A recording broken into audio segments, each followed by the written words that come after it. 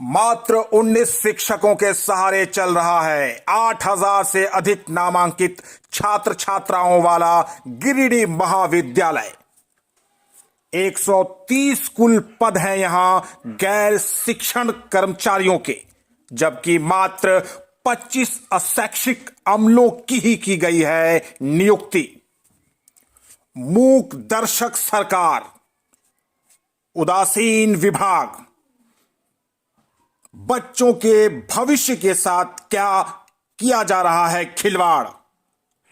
सुने क्या कुछ कहा इन प्रश्नों पर प्राचार्य गिरिडीह महाविद्यालय गिरिडीह डॉक्टर अनुज कुमार ने।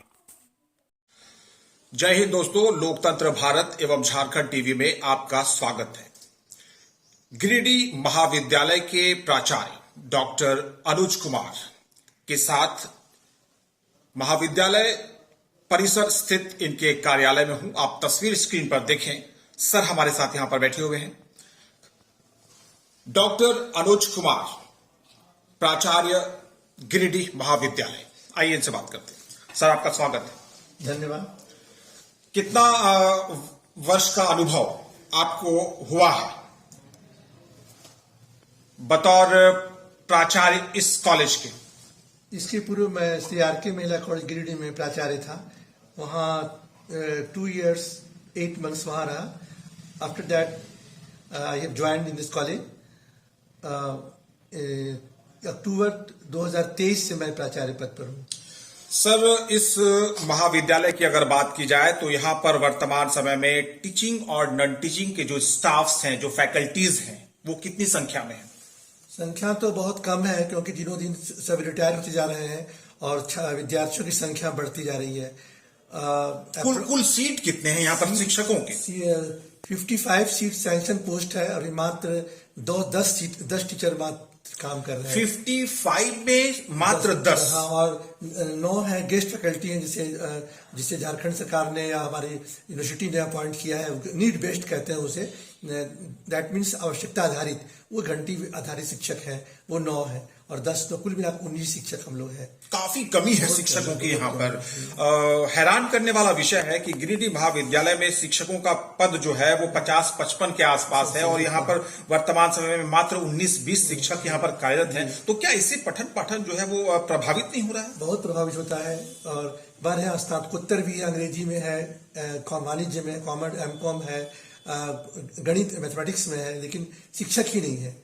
गणित में स्नातकोत्तर है, मात्र 1 है डेली, वो गेस्ट टीचर है। क्या शिक्षक ही नहीं है ये कह देने मात्र से सब कुछ हो जाएगा, समाधान हो जाएगा? समाधान जो है इसका प्रयास कुछ हो रहा है? कुछ विभाग को आपने लिखा है? मैंने कई बार लिखा है विश्वविद्यालय को कि शिक्षक की घोर कमी है। अभी कुछ दिनों पूर्व क्या उन लोगों की तरफ से आप लोगों को मिला है जवाब? ये सरकार की पॉलिसी है। सरकार अगर नियुक्त करेगी तब तो यूनिवर्सिटी के हाथ में है नहीं, क्योंकि अभी ये विगत सप्ताह यहाँ आए थे महामहिम जो राज्यपाल हमारे हैं, उनके एकेडमिक एडवाइजर यहाँ आए थे, बाला गुरुस्वामी सर। और OSD यूनिवर्सिटी जब झारखंड हमारे आए थे, मैंने उनको अपनी समस्या बताई। वो लोग भी काफी अचंभित हुए देख करके इतनी बड़ी तादाद में स्टूडेंट्स और शिक्षकों की इतनी घोर कमी। चलिए, शिक्षकों की तो घोर कमी आपने बता दी। अब जरा सा बताइए कि जो नॉन टीचिंग स्टाफ्स हैं यहाँ पर, उनके कुल कितने पोस्ट्स हैं? उनके करीब 130 के आसपास है। वही बहुत सारे रिटायर कर गए। मात्र यहाँ 25 से 30 के अंदर ही है पोस्ट। 125 और जो कार्यरत कर्मी है वो 25 के आसपास। फिर किस तरह से चल रहा है गिरिडीह महाविद्यालय? वो आउटसोर्सिंग से यूनिवर्सिटी देती है। हमारा सिक्योरिटी आउटसोर्सिंग से काम कर रहा है। बहुत लोग आउटसोर्सिंग, ये भी आउटसोर्सिंग का है। बहुत लोग आउटसोर्सिंग से आया है। ये यहाँ पर कौन कौन सी शिक्षा जो है बच्चों के लिए उपलब्ध है? बच्चे जो हमारे हैं, बच्चियां जो हमारे जिले के हैं, उन लोगों को यहाँ पर स्नातकोत्तर, क्या साइंस, आर्ट्स, कॉमर्स, इन तीनों स्ट्रीम्स में यहाँ पर उपलब्ध है फैसिलिटी?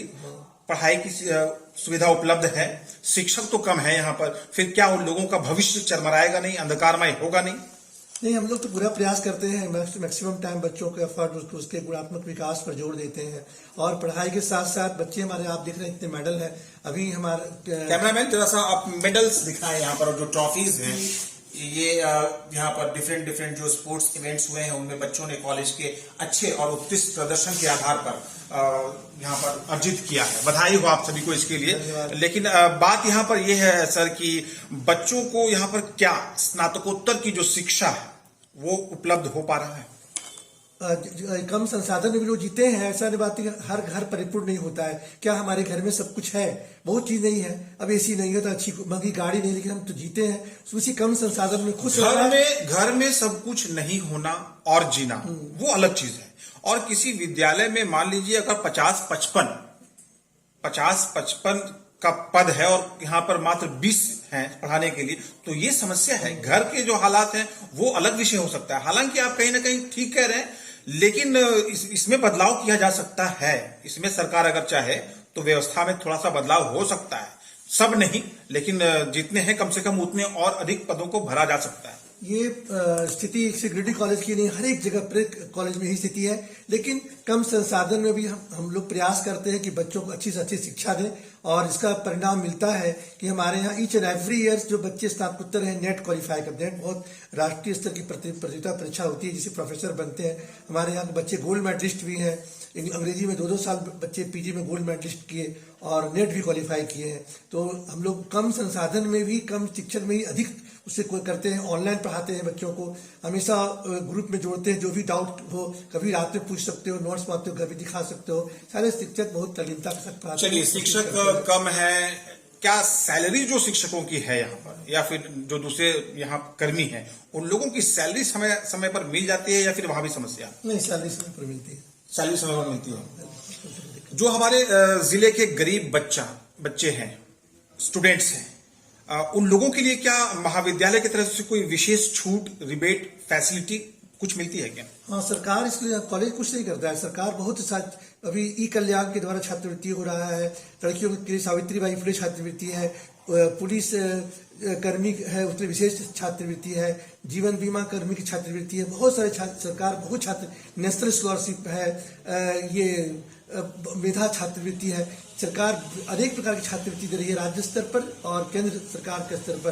तो बच्चों को काफी सुविधा प्राप्त होती है, कोई दिक्कत नहीं होती है। विशेष करके जो हमारे माइनॉरिटी हैं या एसटी, जो SC ST जो रिजर्वेशन कोटा के बच्चे हैं उनको तो बहुत सुविधा मिलती है। थोड़ी सी जानकारी चाहेंगे विद्यालय में बच्चों के चहुमुखी विकास के लिए, ऑलराउंडर डेवलपमेंट